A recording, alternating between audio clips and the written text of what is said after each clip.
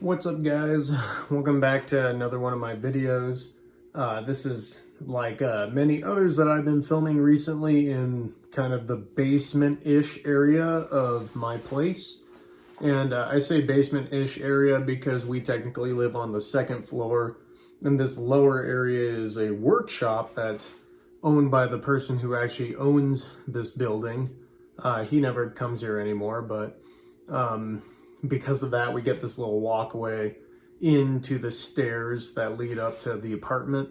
And he was nice enough to give me this shelving unit that I could use to put all my crap on. And this has been serving as the backdrop for nearly all the videos that I've been making down here. And I think one of the more noticeable things about this shelving unit is this big shelf full of ropes here. It actually kind of got me thinking about doing a video that was thoughts on ropes for climbing. This is specific climbing ropes, so I'm not going to talk about the ropes that are more skiing oriented. I have a few rad lines right here.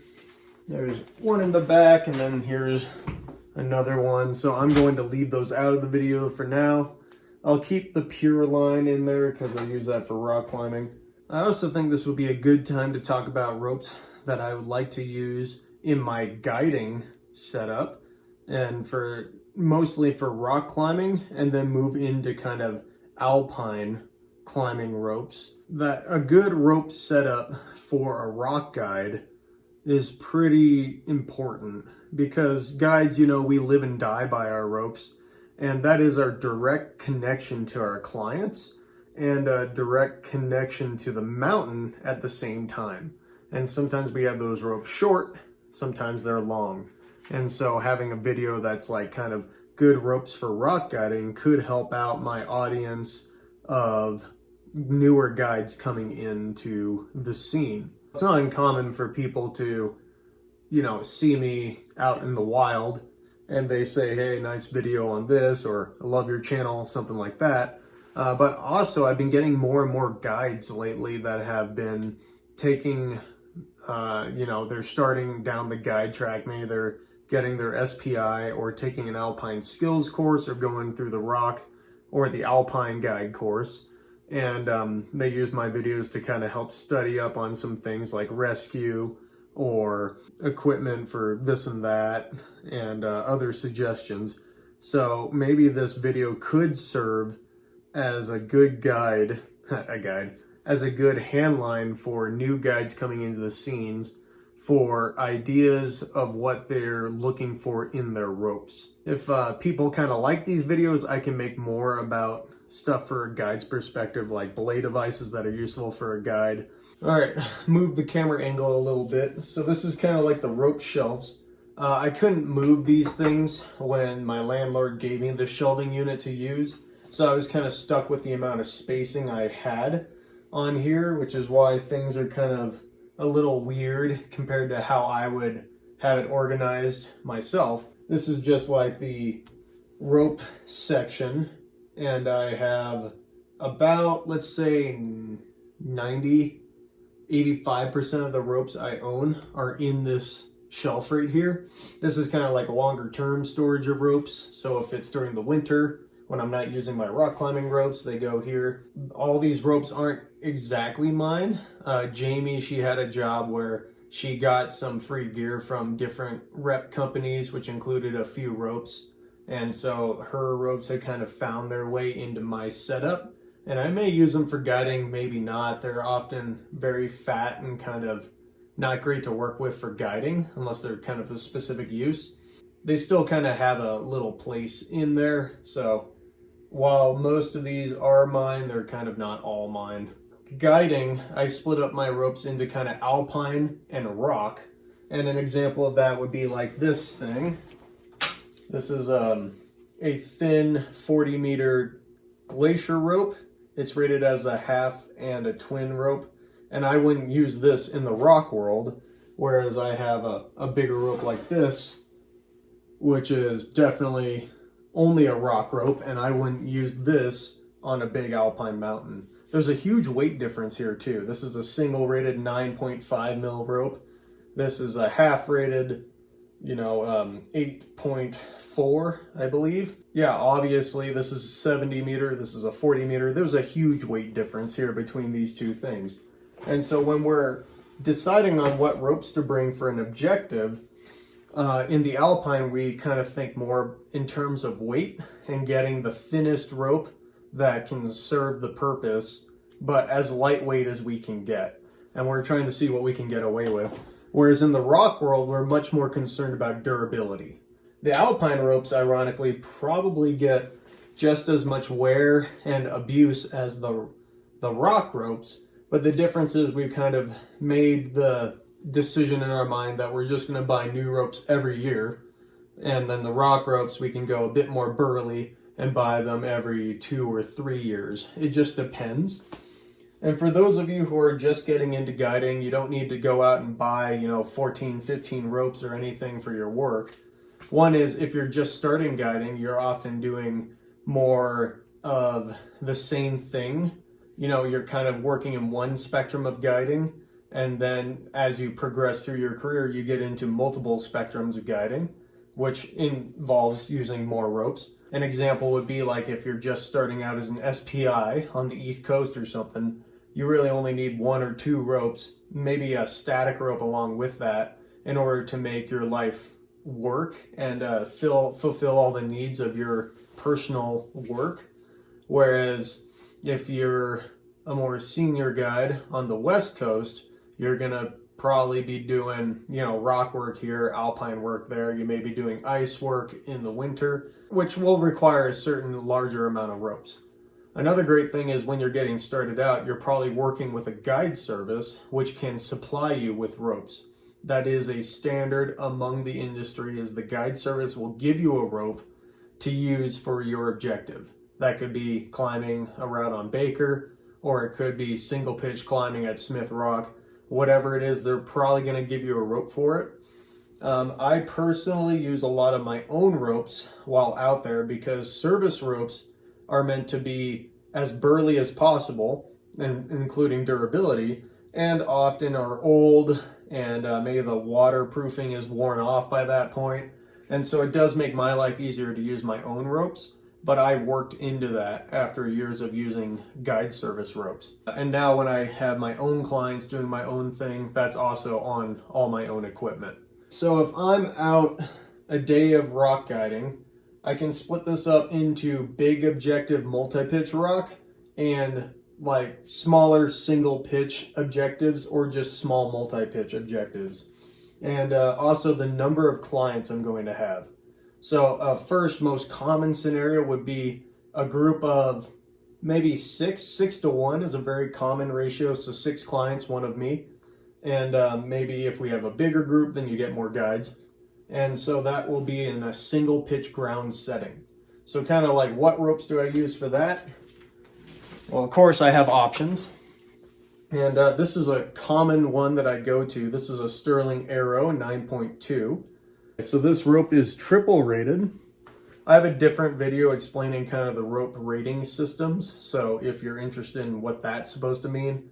But again, this video is for guides and their rope selection. So you should already know what that means. I actually have 2 of these. Here you go. The other one's in this rope bag. This is the Black Diamond rope bag. They're really cheap and they're really simple. And so since these ropes are mostly for single pitch use on smaller crags, that's why they're size 40 and that's why they're single rated. I use these a lot more back up in Washington. I don't know how much I'm going to use these in California. But the cool part is at 9.2, I've also used these on certain multi-pitch climbs. So if I have 2 clients and I know the pitches are 30 meters in length, and even if we have to rappel off, all I do is I have each client, usually in Caterpillar for these sort of routes, and I can belay them up with 40 meters of rope. It's easier handling that smaller amount of rope for me, and it's easier for the clients. There's less rope in the system to move. And then if we rappel off, I just tie the 2 ends together and then we do 40 meter rappels for 30 meter pitches. So this only really works if the pitches are no more than 35 meters. You want a little extra play in there. And if the rappel can be done with a 60 or a 70 meter rope. a single 60 or 70. Anytime you need anything more than that, you have to get longer ropes.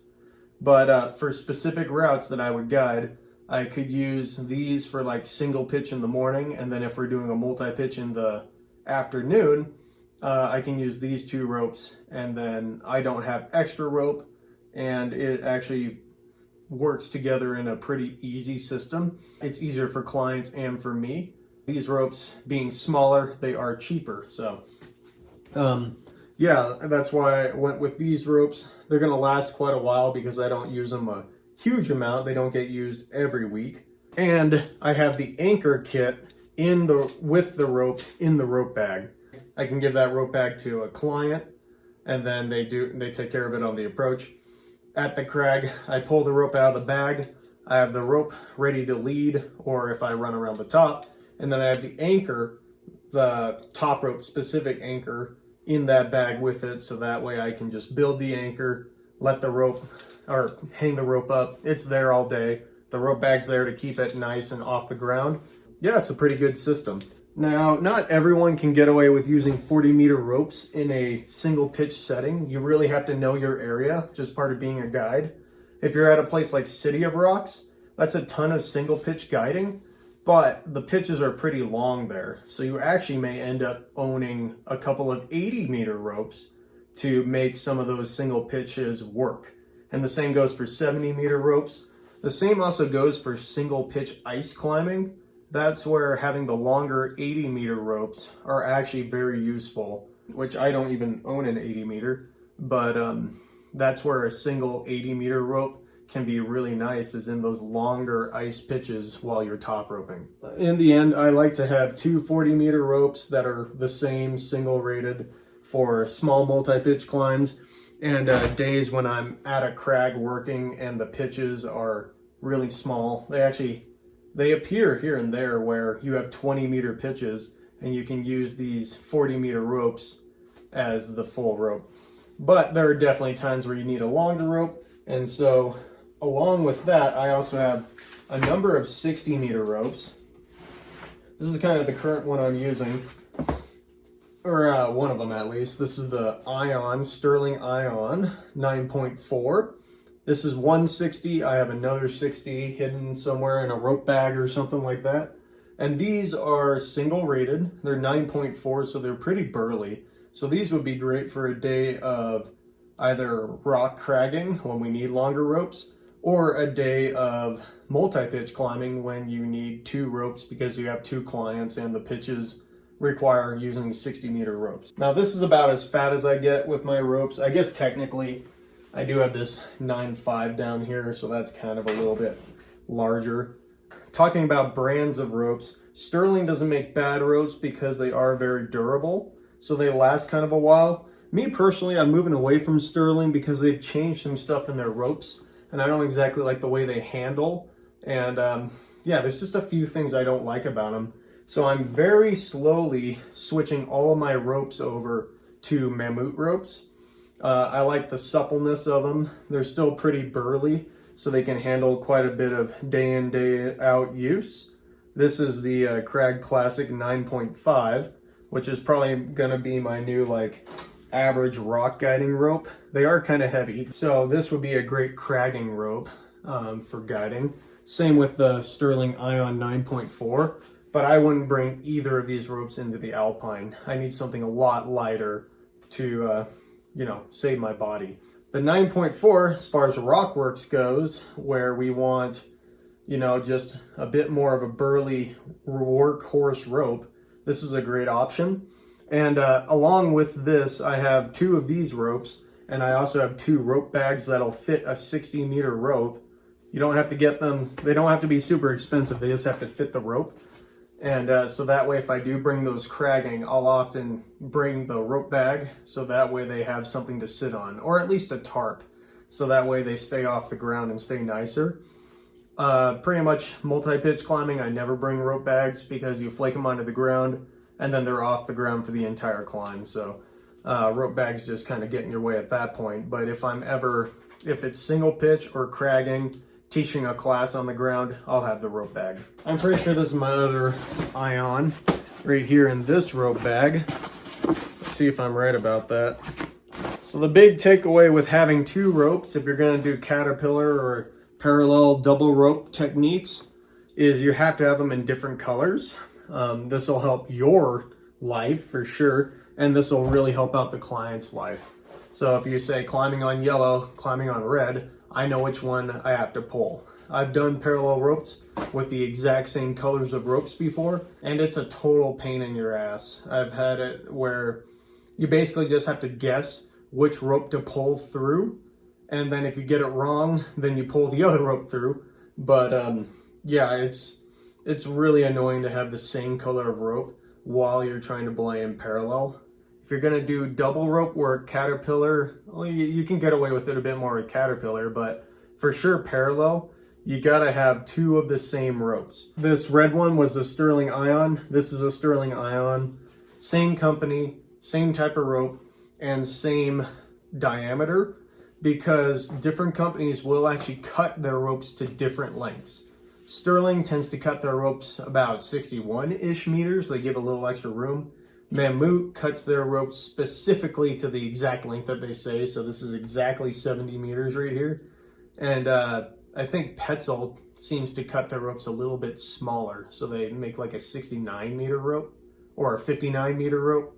So when it comes to guiding in multi-pitch terrain, I will have two of the exact same rope. And that goes for Rock World and Alpine World. I have these two ropes that I use for Alpine parallel rope technique. So yeah, we have the two 40-meter ropes that are the same size, same company, and same length. Then we have the two 60-meter ropes, same size, company, and length. And then we get into the final of what I would say is my core set of ropes for rock guiding, and that is like some form of 70-meter rope. And I just need one 70 meter for the guiding that I do. Again, if you're in like City of Rocks, or if you do a lot of ice guiding, you're gonna have like two 70s or two 80s or something like that. But for the majority of America, two 40s, two 60s, and one 70, it will suit you pretty good for a lot of different places. This one's the Crag Classic 9.5, like I said before. Very good, supple, super burly workhorse rope. It's definitely heavy compared to a lot of other ropes here, but you know, it's pretty well the same size as both of these. And in rock climbing, right, we're not even walking that far, so it's kind of just part of it that you carry a heavier rope anyway. You get used to it. But having the 70-meter rope allows me, when I'm working with one client, you know, anything really that requires a 70, multi-pitch or single pitch. And if I have two clients, I could even tie into the middle of the rope and belay each up on either end, or do a form of caterpillar technique with one rope with them. If it's a very kind of specific situation, I really don't try to do that in the rock world. I much rather use my 240s, but it is an option. I've done it rock climbing before. It's a lot more of an alpine technique, because in the alpine, we're always carrying just one rope. It just gives you a lot more options. I would not recommend doing a 70 and a 60 in a parallel setting, because especially at a hanging belay, because it really sucks. If you do have different rope lengths, then I would go with caterpillar.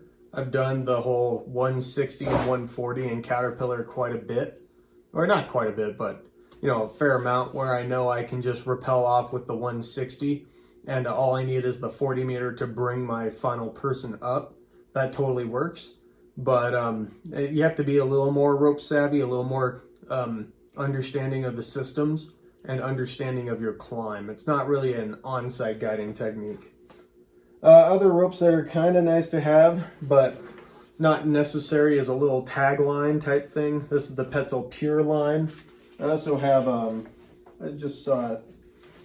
Here we go. I have this Black Diamond old tagline thing. This is a lot older than this, and I've kind of stopped using this tagline. It's just sort of sitting here. I replaced it with this one. But taglines can be useful in guiding, because if you have one client but you still need two ropes to get off, you can bring this along. It's not super huge or super heavy in your pack. You bring this up in your backpack and then only use it on the way down, and it makes life easier for your client and somewhat for you. by just dealing with one rope on the way up. So this is a pretty good guiding tool. It's more of a multi-pitch tool, obviously. So I'd say anyone who lives in a place where you can use taglines like Red Rocks, if you work there a whole lot, then a tagline is a useful thing to have in your rope quiver. And then for you single pitch folks out there, I have kind of these things I made myself.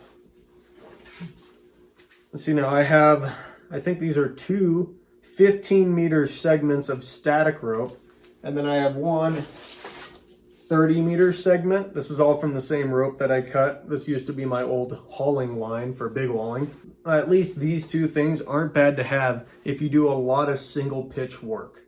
I find that the more I do single pitch type work, the more having at least one static rope in my backpack is useful, because I can use it to rig myself out to the edge of a climb, or I can build some anchors out of it. It's just kind of nice to have some static rope. You can buy like a 60-meter static rope and cut lengths that you want. And everywhere kind of requires different lengths, but they all have sort of that magic number.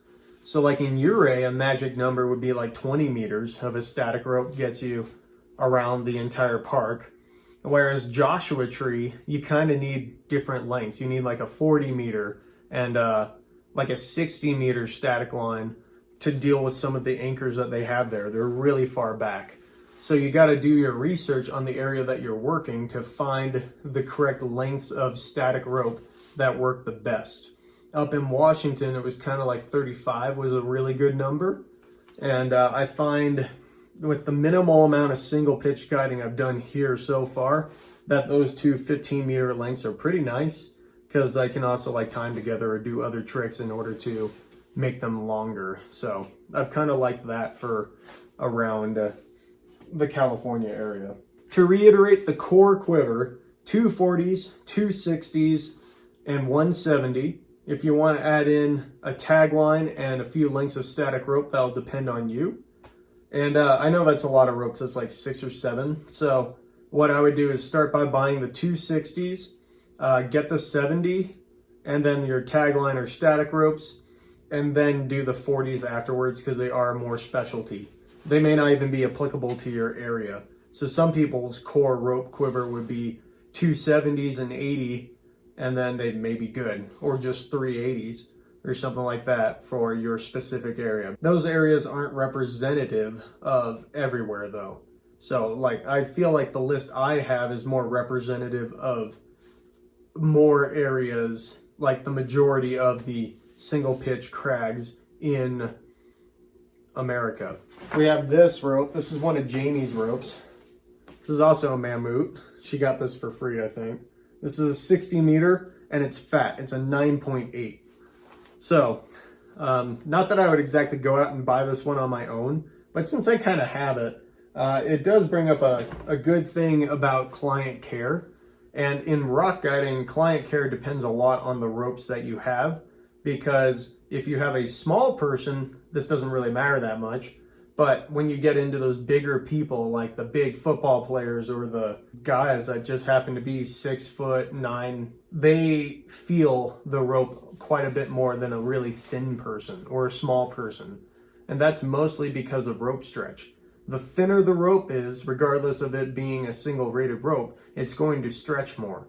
And so if you have one of those bigger dudes, it is actually kind of nice to have a really fat rope, like this 9.8 right here, or this other rope that Jamie also got for free. This is an Idelrid 9.8 70 meter rope. So these things are bulky, they're really heavy, and they're really fat.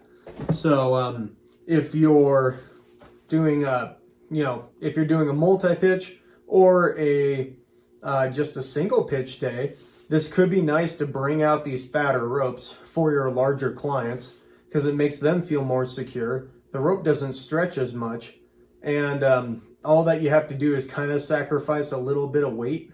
But what you do is you just give that rope to the big person and make them carry it. It's like, that's a pretty easy way to deal with it. Of course, the other caveat to this is your belay device. For these fat ropes, you got to make sure you have something like a gree-gree is probably the best option on the market, or something with one of those movable cams. so that way it saves the work on your elbows. But these can be kind of good client care things. So that's where it's like the 9.4 is kind of a good middle ground between the really thin ropes and the really fat ropes. And so I can pull them through a device real easily, but they still have enough girth to them that they don't stretch as much if people fall. This also goes for folks that are, it's their first time out or something and they're maybe a little nervous. Having a fatter rope just makes people feel better. Whereas you give them a little piece of dental floss and then they feel like it's going to break on them all the time. So it's a bit of a mental game and it's kind of a physical game with that point. It is an industry standard that we use single rated ropes in rock because the half ropes are more susceptible to being cut. Sometimes people think, oh, I can bring a half or a single rope and then a half rope and then, have one person on either. But it doesn't really work that way. People also think if I can do 2 half ropes and have each person tied into each end of the half rope, it also doesn't work that way in a professional setting. If something goes wrong, you will get sued. I guarantee it, and you will not be able to work anymore. The standard is there because the companies themselves will not recommend climbing with just one rope. And if you want to do that on your own with your friends, I've done that, then that's like one thing, but you can't do it in a professional setting. I hope that this helped some of you guys out with thinking about ropes to use. Again, just go for a nice middle ground 9.2 to 9.6 range rope. Get 2 of them, and then you can live with those for a long time and then expand your quiver out from there. I definitely had just like 2 or 3 ropes that I used for a long time until I branched out into getting different facets here and working for myself. So this is not something that if you want to start guiding, you just run out and buy like 17 ropes. I mean, if you can, and you want to do it, I'm not going to stop you, but this is just something to work your way up into, especially as you branch out from just one type of guiding into multiple types of guiding. Exception to all of this in a setting where I'm climbing a really long rock route. So this could be if I'm in the alpine, big approach, overnight climb that involves the need for 2 ropes. Or if I'm just in the alpine, I will kind of grab these 2 ropes. These are Mammut Sender Alpines. They're both 60 meters. 60 meters is like the really good guiding number. And these are 8.7 millimeters, but still rated as single ropes. They're actually single, half, and twin ropes. I have 2 60s. I actually also have a 50 meter version right here that doesn't get used nearly as much. That's getting into alpine stuff. And these things weigh like so much less. If I pick up this 70 meter 9.8, this 60 meter 8.7, it's like this is nearly twice as much the weight as these. So if I'm going into the alpine, then obviously I bring one of these. But if I have a really long day of rock guiding, example would be like Solar Slab at Red Rocks or Epinephrine. A lot of the routes at Red Rock. Here it would be like maybe working out at Temple Crag, where it's really just rock climbing, only in an alpine setting, and you have really long pitches. I would bring 2 of these, and I still meet, the requirements of a single rated rope, but I'm just cutting the weight as much as possible. And generally, if you're going to those sorts of places, you're going to have more advanced clients anyway that have rock climbed and they have experience. So the thinner rope's not going to tweak them out as much. Maybe their chances of falling are less as well if, they're more experienced rock climbers. So that's kind of like, that's bridging into the alpine realm, but it isn't bad to have those 2 ropes for really big missions with rock guiding. And that's not something you're going to be doing your first year as a rock guide. That's going to be as a more advanced rock guide, possibly certified, moving through the whole track there. And you'll know that you need them when you need them. So I hope that helps some of you out that are looking at getting into guiding, looking at ropes. This is, again, mostly all these considerations are involved around guiding. They're not really involved around my personal climbing, even though I kind of follow these same rules if I'm out on my own versus out working. But it's just something like a little bit of a launching point. There's so many options out there on the market nowadays. Hopefully this kind of helped slim some of that down for those of you looking on getting into rock guiding, as well as gave you a few considerations about the client care, rope stretch, and the length perspective. So thanks for watching, guys. Please like, share, and subscribe, and I'll see you in the next one. Look at him go. He's so fast. Sorry, I can't perform under pressure like this. Yeah. He's going, I know in the video it looks like he's going really slow, but that's just how fast he's going. This is actually my first time climbing this route. It's called, oh man, what's it called? It's not Infinite Bliss. Endless Bliss. I believe I've lived in Washington for like a bunch of years and haven't climbed Endless Bliss yet. But yeah, pretty fun. It's definitely worth coming out. Nice slippery 5.9.